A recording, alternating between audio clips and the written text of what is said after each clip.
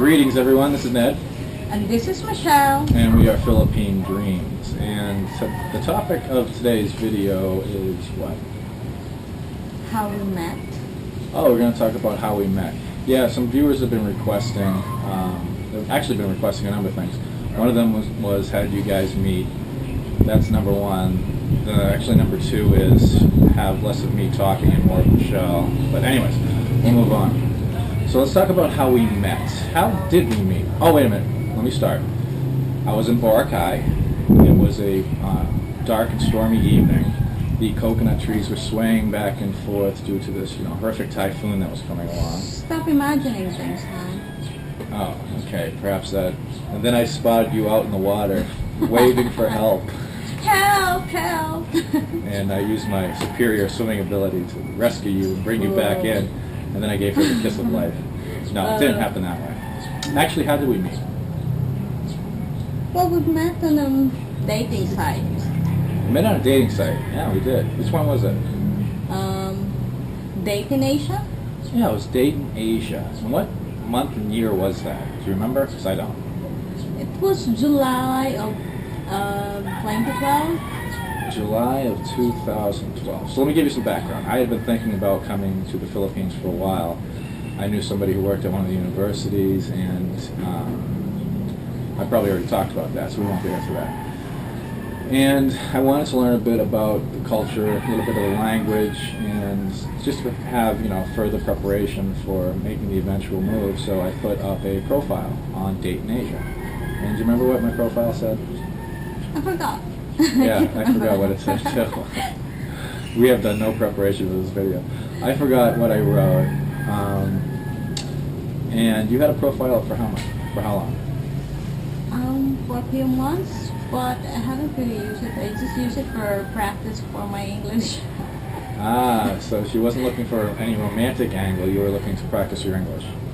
Yes, I know. I was just looking to meet chicks. No, I was actually looking to learn a little bit about the country. But so I hadn't been up on DIA for a long time before I spotted her profile. And I do remember what your profile said.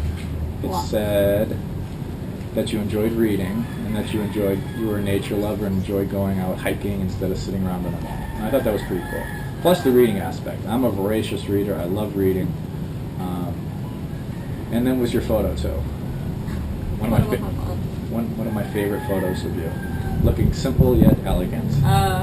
The recurring theme.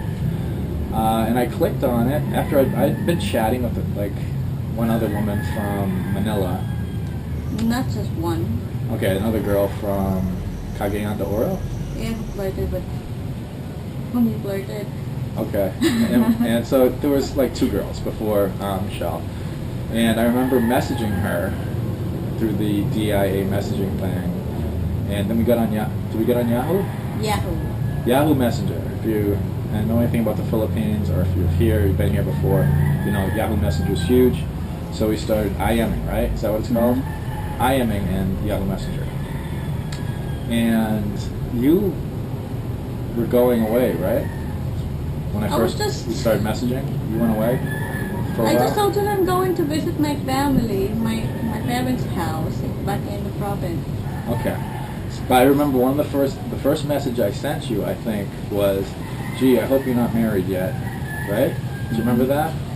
I think it's more like, I hope you're not getting married yet. You're not going to get married before I come there in the Philippines. Yeah, there was something like that, because I know she was a hot ticket, and I just had a feeling, so I was like, so I sent that. I'm like, oh, I can actually remember sending that message.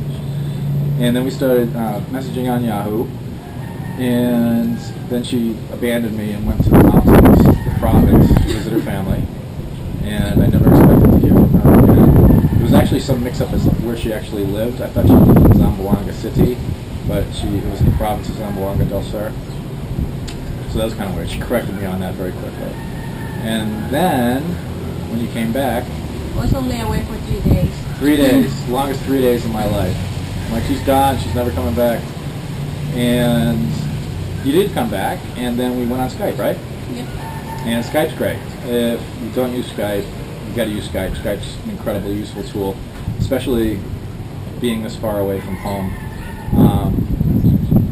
And we Skyped, and the first time we Skyped, I'll never forget, you were in the, at the boarding house that her family runs. There's a like internet cafe, right? Yes.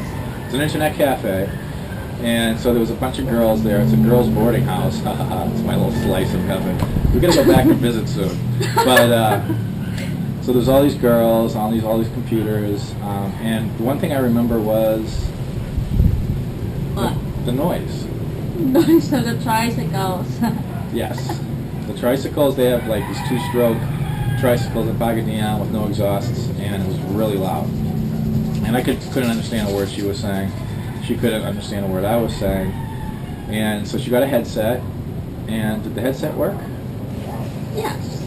I can hear you fine, but you can't hear me. But I still couldn't hear her.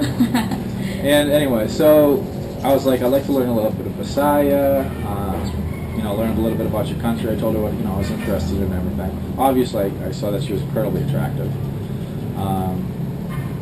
That was kind of a no-brainer. That was kind of obvious. And so the next time we Skyped, because I was like complaining about the headset, the next time we Skyped, you had a new headset on. Yeah. She had gone out and with her hard-earned pesos and purchased a new headset. And I was like, oh, she really likes me. She must really like me if she went out and got a new headset. When in all actuality, you got a new headset. Why? Because you said you're going to pay me if I tutor you with your Visaya. I was thinking of business. Yeah, she was looking at the business angle. I was looking at like the romantic angle because I'm so emotional. So I saw that she had a new headset. And I was like, oh, she did that for me. But then she finally explained what it was. And we got away from the internet cafe at the boarding house, and we were able to Skype further in the house where it was quiet. And we had many long talks, many long discussions. Mm-hmm. You taught me a lot of Visaya. I stared longingly into your big brown eyes. And I'd go to work, and I'd bring her up on Skype at work, and she'd be with me for 8 hours of watching me at work and stuff. We'd be talking, interacting. And there was two other things that I liked. Do you remember those two things that I saw that you had, and I was like, oh, this is the girl for me? No, I don't remember. Why don't you tell me again? One of them was reading Game of Thrones by George R.R. Martin. Not only were you reading Game of Thrones, the first book, but we had, she doesn't remember, the exact same book. With the same title, the same cover and everything. And I was like, oh, we're destined to be together. And the other one was, what? No, you tell me. The flash drive. Oh yeah, the flash drive. We have the same flash drive. I have a horrible memory. She had the best memory. She remembers exact dates and conversations and all this stuff. I can't believe you don't remember this. This is like the dating game or the wedding game or whatever that TV show was. So we had the same exact USB. It was a SanDisk, 4 gigabyte, I think, right? 2 gigabyte, yeah. And we were like flash drive buddies.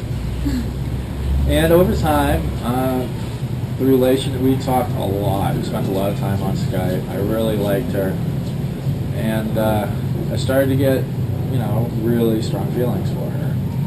We won't get all mushy, but, you can't help. And we had a lot in common, and she was funny, and she was smart, and her English was excellent.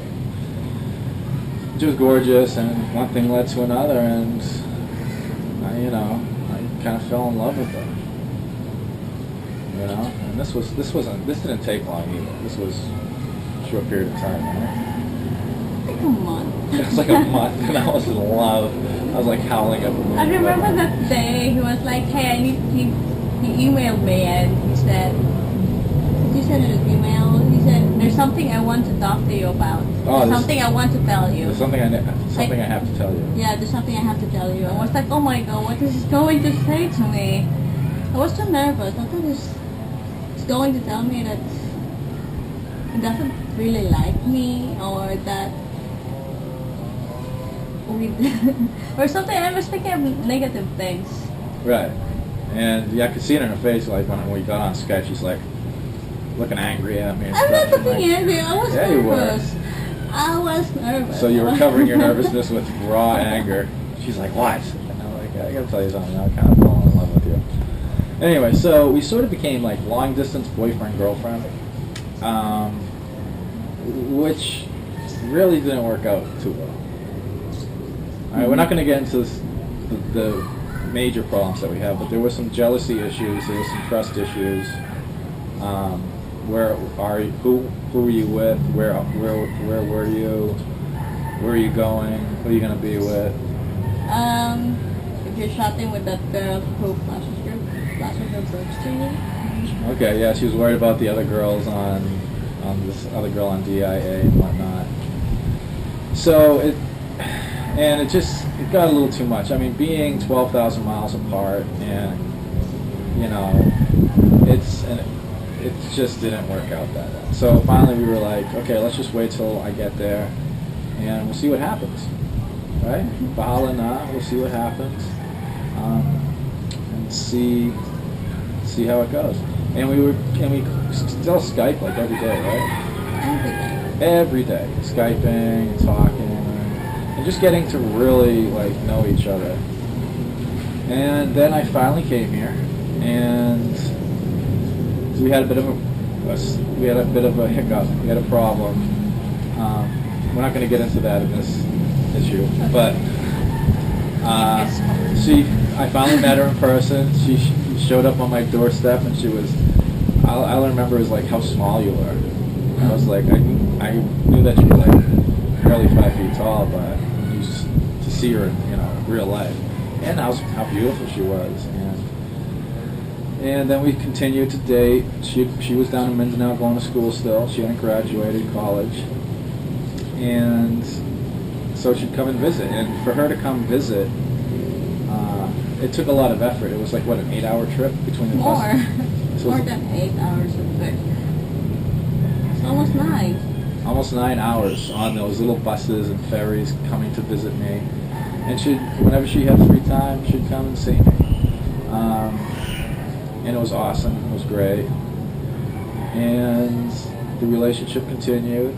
Things continued to improve. And when did you move in? April. This past because year. you told me after my duration that come here after a week. Yeah. Come over here after a week. Okay. Because your job prospects were better here than. But my plans were just to come visit you. It wasn't really my plan to live here. Not yet. I was just thinking of visiting you here and then come back, get my things, because I only have one bag. Yes, you only have one bag. Backpack.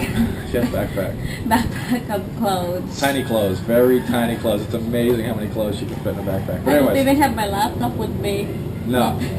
So you moved in. We were in Darwin then, right? Yes. Yeah. We were in Darwin, and we've been together since, and it's been great. It's been wonderful. I really lucked out.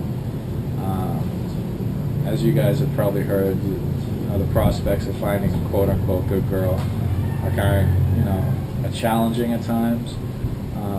So I really appreciate the fact that I met her the way I did. It was just pure chance, sending out a message on the digital highway, 12,000 miles away and Skyping, and yeah, so that in a nutshell, in a 14-minute, 30-second nutshell, I might have to edit that though, is basically how we met. And again, I think it's very common. I think it's very common. It's not exceptional. There was no Boracay, there was no Typhoon and Rescue and Kiss of Life and whatnot. Well, that would have been pretty cool. Would have made a good video.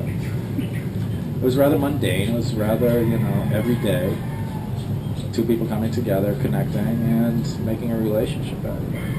And today, the present is very good, and I have very high hopes for the future. Stay subscribed. Check the updates. We're going to be talking more about relationships.